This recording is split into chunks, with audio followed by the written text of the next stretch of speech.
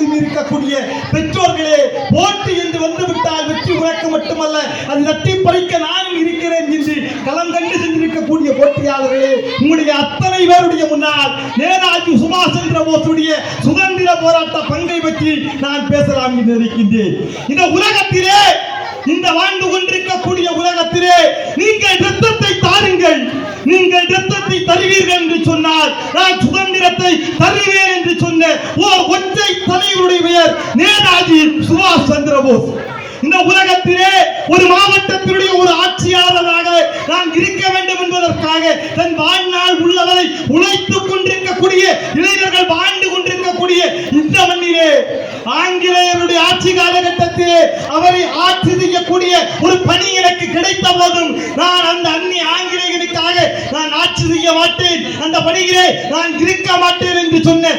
ஒற்றை மாமனிதனுடைய பெயர் நேதாஜி சுபாஷ் சந்திர போஸ். ஒத்துழையாமை இயக்கத்துடைய போராட்டத்தில் கலந்து கொண்டு அவருடைய விடுதலை சிறுத்தை போராட்டங்களிலே பல்வேறு விதமான இல்லங்களை கடந்து சிறையிலே அடைபட்ட போதும் நீ இங்கே இருக்கக்கூடாது, வெளிநாடு செல்ல வேண்டும் என்று சொன்ன போது அந்த வெளிநாட்டிலும் சென்று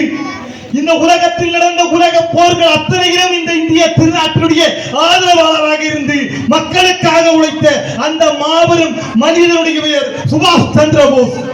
இந்திய திருநாட்டுடைய சுதந்திர போராட்ட வரலாறிலே மகாத்மா காந்தி நேருவுக்கு அடுத்தபடியாக ஒரு தலைவருடைய பெயர் இருக்கும் என்று சொன்னால் அவருடைய பெயர் நேதாஜி சுபாஷ் சந்திர போஸ். பேரன்புக்குரிய உறவுகளே, இந்த உலகமெல்லாம் வாழ்ந்து கொண்டிருக்கக்கூடிய இந்திய திருநாட்டிலே